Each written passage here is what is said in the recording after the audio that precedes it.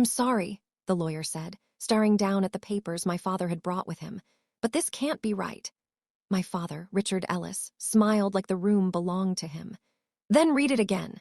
16 years had passed since he cut me off at 14 and left me on Aunt Vivian's porch with one duffel bag.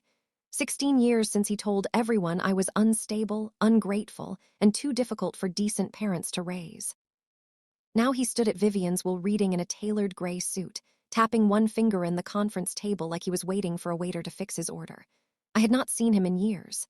But the moment I walked in, he looked me up and down and said, "You're late, Mara. Still making everything about you." The relatives along the wall went quiet. I took off my black coat slowly and sat across from him. Then Mr. Calder, Vivian's lawyer, reached for the lock on the conference room door. That was when my father stopped smiling. The room smelled like coffee, old wood, and expensive perfume. Vivian would have hated it. She hated staged grief, hated whispering relatives, hated men who walked into rooms expecting women to make space for them. But my father loved rooms like that. He stood near the head of the table beside my mother Elaine, as if Aunt Vivian's estate was some family meeting he had called. My cousins avoided my eyes. An uncle I barely remembered leaned toward his wife and whispered, "I didn't know Mara was coming."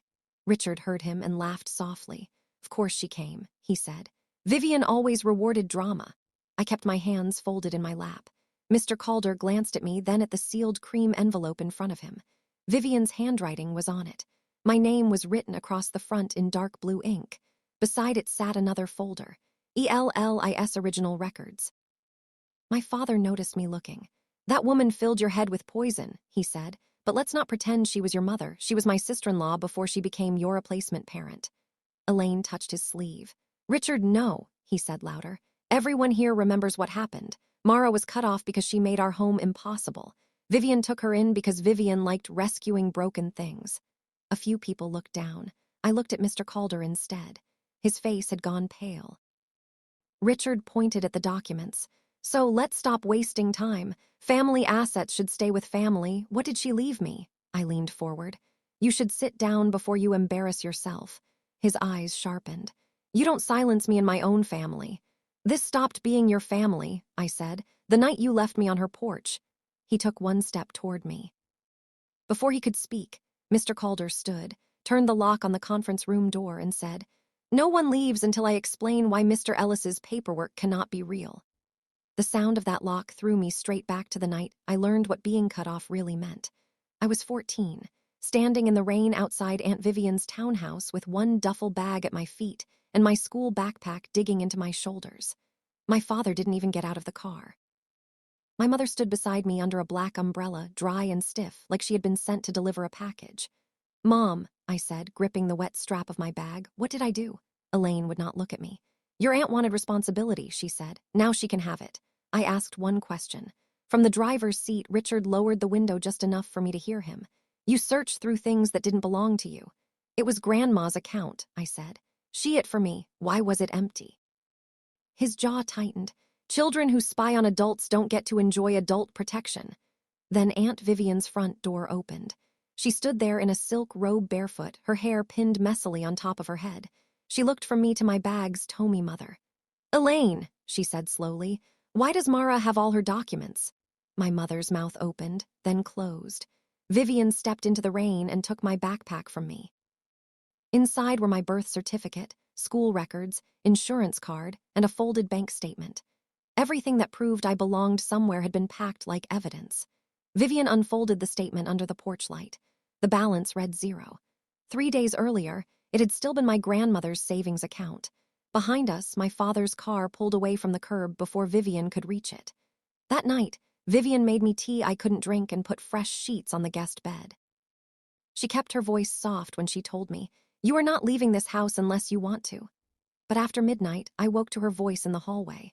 "Richard, you don't discard a child because she found a number on a statement." His voice came through the phone, low and sharp.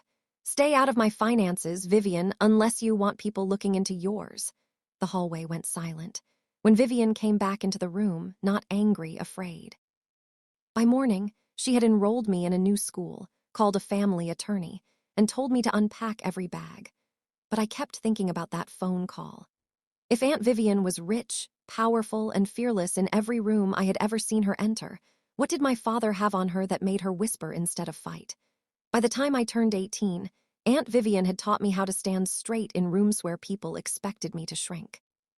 That night, the ballroom of the Whitmore Hotel glittered with chandeliers, champagne glasses, and donors who smiled at Vivian like she was royalty. I stood beside her in a navy dress she had chosen, holding a clipboard for the charity gala she ran every spring. Then my father walked in uninvited. My mother was on his arm. The conversation nearest the entrance thinned first, then the silence traveled across the room table by table until even the string quartet seemed quieter. Richard kissed Elaine's cheek for show, then spread his arms. "Vivian," he said warmly, "you didn't think we'd miss Mara's big night, did you?" Vivian's fingers tightened around her glass. "You weren't on the guest list. Family doesn't need an invitation." He turned to the nearest donors, smiling like a proud father. "Mara has recovered well, hasn't she? Vivian's generosity did wonders. Some teenagers need firm consequences before they learn gratitude." The words landed in front of everyone. Not abandoned, disciplined, not discarded, corrected. I felt every head turn toward me. Before I could speak, Vivian stepped to the microphone at the front of the room. "Since Richard has brought up Mara," she said, her voice clean and bright, "I'd like everyone to know that she is not only my legal ward but my intern, my right hand tonight, and the only honest Ellis I know." A ripple moved through the ballroom. Richard's smile tightened. Vivian continued. "And this year, our newest scholarship fund will carry the name of Mara's grandmother, because money meant for a child should never vanish into adult pockets." Elaine's wine glass tipped. Red spilled across her sleeve. Richard not moved for 3 full seconds, then he clapped once slowly. How generous. Later, near the service hallway, I saw him corner Vivian beside a stack of empty trays. His voice was low, but I caught enough. "Keep implying theft," he said. "Andowners might learn about that loan you signed." Vivian's face went still. Richard leaned closer. "Your signature, my name, bank records, you'll lose everything." I stepped behind the wall before he could see me. That was the first time I understood his grip on her was not just shame. It was paperwork. After that night, I stopped waiting for my parents to come back and started saving everything. Emails, bank notices, half-finished notes Vivian left on her desk, any sentence that made her close a folder too quickly. When I finally asked her what Richard had done, she only said, "Some truths need proof before they become truth." I believed her until one night I found her in the study crying in front of the fireplace. A stack of old loan notices sat beside her. She fed the first page into the flames, and before the paper curled black, I saw my father's signature burning at the bottom. Back in the conference room, my father's face had lost its practiced calm. "Unlock that door," Richard said to Mr. Calder. "Now." Mr. Calder did not move. "This is no longer a standard will reading," he said. "The document you submitted this morning creates a legal problem I cannot ignore." Richard gave a short laugh. "A legal problem? Be very careful. Accusing me in front of witnesses is slander." Mr. Calder opened the folder in front of him with both hands. "Aunt Vivian's official will was filed with this firm years ago. It was witnessed, notarized, and stored here. Nothing about it is unclear." "Then read it," Richard snapped. "I was prepared to," Mr. Calder said, "until you arrived before the reading with a new codicil." The room shifted. One cousin whispered, "A new what?" "A codicil," Mr. Calder said, "is an amendment to a will. This one claims Vivian signed away a large cash distribution to Richard Ellis and granted him immediate access to her private archives." My father lifted his chin. "Vivian changed her mind." "No," I said. Everyone looked at me. I remembered Vivian's final weeks, the dim hospice room, the nurse logs clipped by the door, the camera above the townhouse entrance, the way Vivian's hand shook so badly I had to hold her water glass for her. "She couldn't sign anything 3 weeks before she died," I said. "She was unconscious." Elaine pressed her hand over her mouth. Richard turned on me. "You don't know what she did when you weren't there." I was the only visitor allowed. Mr. Calder slid the sealed envelope across the table. "Mara, Vivian left this for you." My name stared up at me in her handwriting. I opened it carefully. Inside was a small brass key, a list of account numbers, and one sentence. "When he comes for the papers, let him ask in front of witnesses." My pulse went cold. I placed my phone on the table and pressed record. Richard saw the screen light up. "You pathetic little girl," he said. "She poisoned you against your real family." Elaine reached toward me. "Mara, stop. Don't destroy your father." I looked at her hand until she pulled it back. "He destroyed himself," I said. when he forged a dead woman's signature. Someone gasped. Richard lunged for the folder. Mr. Calder's assistant stepped between him and the table, gripping the documents to her chest. "Mr. Ellis," Calder said sharply, "I have already contacted the probate judge's clerk. This codicil matches irregularities in older financial records Vivian preserved." My father went white. I lifted the brass key from the envelope. "I know what this opens." Mr. Calder led us to the archive room beside his office. No one spoke as he unlocked the first door. I unlocked the second cabinet with Vivian's brass key. Inside were 6 labeled binders, a small fireproof pouch, and a letter in Vivian's handwriting. Mr. Calder pulled on gloves before touching anything. The first binder was marked, Murray's grandmother original account records. The second, Richard ELLIS loan guarantee. The third, THREATS and correspondence. My father stood behind me, breathing too loudly. "Those are private," he said. Mr. Calder looked at him over his glasses. "Not anymore." The truth came out one page at a time. When I was 14, I had not misunderstood anything. My grandmother had left me a savings account for school, housing, and emergencies. Richard had drained it to cover payments on a failed private business loan, but that was only the beginning.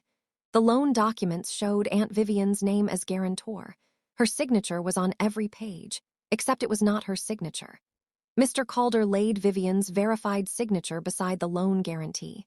The difference was obvious even before he explained it. The V was wrong. The spacing was wrong.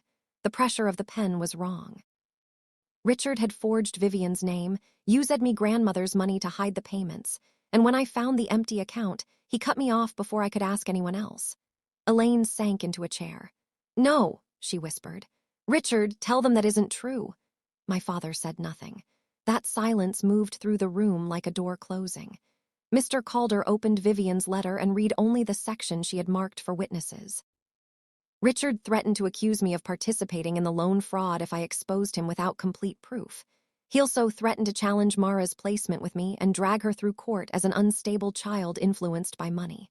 I chose to gather records until the truth could survive him. My throat tightened, but I did not cry. Vivian had not been weak. She had been building a wall around me with paper, dates, and patience. Mr. Calder continued through the files. There were bank statements, copied checks, old emails, phone logs, handwriting reports, nurse records from Vivian's final weeks, and screenshots from the townhouse security camera showing Richard had not visited her on the date listed in his so-called codicil. Then came the final piece. The forged codicil my father brought that morning did not just ask for money. It gave him access to Vivian's private archives. He had not come only for inheritance. He had come for the evidence. I turned to him then. For years he had lived in my mind as a locked door, a raised voice, the man in the driver's seat while I stood in the rain. But standing there with every lie spread open in front of him, he looked smaller than I had ever imagined.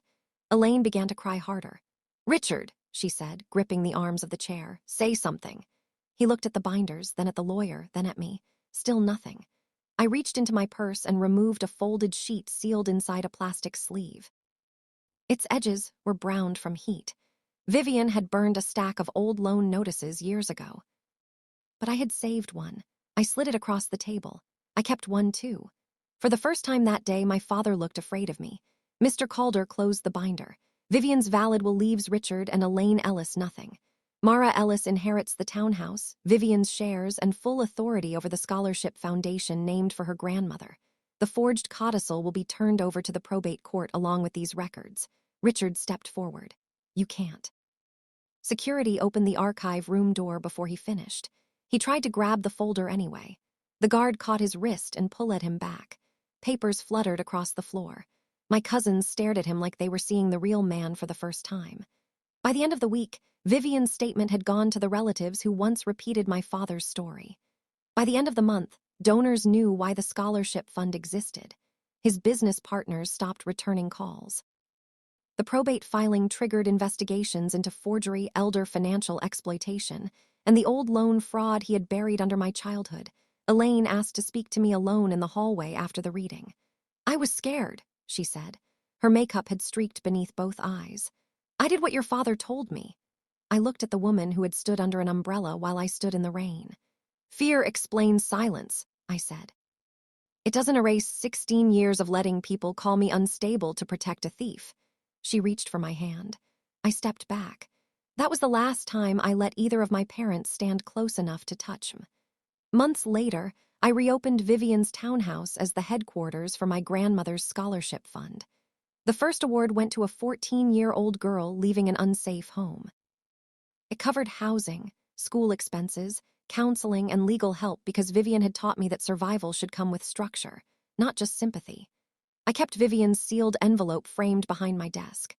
Not as a wound, as proof the truth can wait quietly for years and still arrive exactly when it is needed. The night my parents cut me off, they thought they had thrown me away, but 16 years later, I was the one holding the door while the law came for them. The end.